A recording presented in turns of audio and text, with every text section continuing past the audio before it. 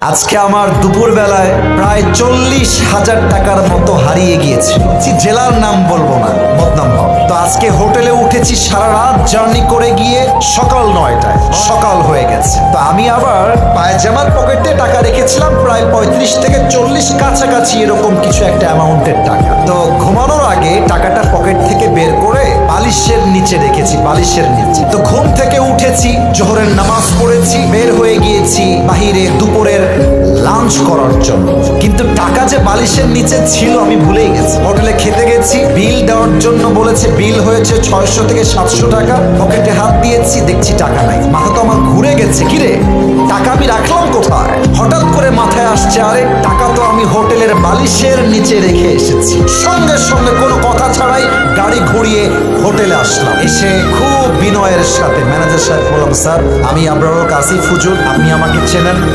আমি আপনাদের হোটেলের রুমে বালিশের নিচে এত টাকা রেখে গেছিলাম, 1000 টাকার বান্ডিল আর 500 টাকার বান্ডিল রেখে এলাম বালিশের কাছে। বললাম, স্যার যে পেয়েছে আমাকে বলেন দিয়ে দিতে। তো দুইজন যুবক আসলো, যারা ক্লিনার, যারা হোটেল ক্লিন করে। আমি ডাকলাম, এই এদিকে আসো। ওরা আমাকে আগে দেখে নাই। বললাম, তোমরা কি আমাকে চেনো? আমাকে চিনতে পারতেছো? তো যে আমার বেড গুছিয়েছে, যে আমার বালিশ হটিয়েছে, সে বলছে, হ্যাঁ আমি আপনাকে চিনি, আপনি আসিফ হুজুর, আপনার ওয়াজ আমি শুনেছি। তোকে বললাম, বাবু যেহেতু তুমি আসিফ হুজুরকে চেনো, দেখো বাবা আমি তোমার সঙ্গে ঝামেলা চাই না। আমার বালিশের তলে আমি টাকা রেখে গেছি, আমি 100% ড্যাম শিওর টাকাটা বাবা আমাকে দিয়ে দাও, তোমাকে আমি হাদিয়া দিয়ে বাসায় চলে যাবো। যুবকটা মুখের উপরে বলছে, না আমি টাকা দেখি নাই, জীবনেও না, এটা সম্ভব না, আমি 1 টাকাও হাত দেই নাই। আমি বললাম, প্লিজ ট্রাই টু আন্ডারস্ট্যান্ড, একটু বোঝো, আমার বাদ মাগরিব প্রোগ্রাম, আসর আজান হয়ে গেছে, দিয়ে দাও বাবা, কোনো ঝামেলা চাই না, থানা পুলিশ চাই না, দিয়ে দাও।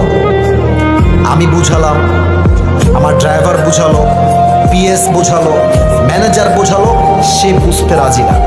এবার হোটেলের মালিক চলে আসছে, বড়লোক, শিক্ষিত, অনেক বড় ঘরের মানুষ তিনি, এবং তিনি একজন অ্যাডভোকেটকেও নিয়ে আসছে। সিসিটিভি ক্যামেরা ওপেন করা হলো, কে গেছে হুজুরের রুমে আর কে বের হয়েছে। তা আমি চোর ধরতে গিয়ে নিজেই চোর হয়ে গেছি। তারা আমাকে বলতেছে, আপনি যে টাকা রাখছেন তার প্রমাণ কোথায়? আমাকে বলতেছে, বিনয়ের সাথেই বলছে যে, স্যার আপনি যে টাকা রেখেছেন এখানে 40,000 টাকা, তার প্রমাণ কি আপনি আমাকে বলেন। আমি তো ঝগড়া চাই না, আমি সবসময় সমাধান চাই। তো আমি বললাম, একটু ক্যামেরাটা আগা পিছা করেন, সিসিটিভি ফুটেজটা সব চেক করা হলো। হোটেলের মালিক বললেন, হুজুর টাকাটা হয়তো বা আপনার স্টাফরা নিয়েছে, কারণ তারাও আপনার রুমে প্রবেশ করেছিল। আমি বললাম, দেখেন আমার স্টাফরা, they have been working with me just for 4 years, প্রায় 4 বছর যাবত আমার সঙ্গে তারা আছে, আমার 1 পয়সা হাত দেয়নি আজ অব্দি, ওরা নিতে পারে না, প্লিজ একটু সমাধানে আসেন। না, উনি মানতে রাজি না, উনি বললেন এটা হতে পারে না, আমরা সরি। লাস্টে যখন ফিরে আসবো, টাকার আশাই বাদ দিয়ে দিয়েছি। অ্যাডভোকেট তাকে আবার বলছে, এই ছেলে টাকা নিয়েছো, থাকলে দিয়ে দাও, কোনো মারামারি হবে না, দিয়ে দাও, আসিফ তোমাকে ছেড়ে বাসায় যাবে। ও বলছে, না আমি টাকা নেই নাই। আমিও টাকার আশা বাদ থাক, এটা পাওয়া যাবে না। জাস্ট আসার সময় তাকে বললাম যে, স্যার দেখেন আমি আসিফ হুজুর, আমি কোনো গন্ডগোল চাই না, আপনার হোটেলের বদনাম চাই না, তবে একটা আবদার রাখি, এই যুবকটা যে রুমে থাকে, চেক হিজ রুম, রুমটা চেক করো। বলছে, ঠিক আছে হুজুর, আপনার লাস্ট আবদার আমরা রাখবো। হোটেল ম্যানেজার, হোটেল মালিক, অ্যাডভোকেট এবং আমার 3 জন স্টাফ ও রুমে গেল। রুমে গিয়ে দেখবেন টয়লেটের উপরে একটা ছোট্ট করে জায়গা থাকে, এই ঢোপ টোপ রাখার জন্য, অনেক জিনিস রাখার জন্য।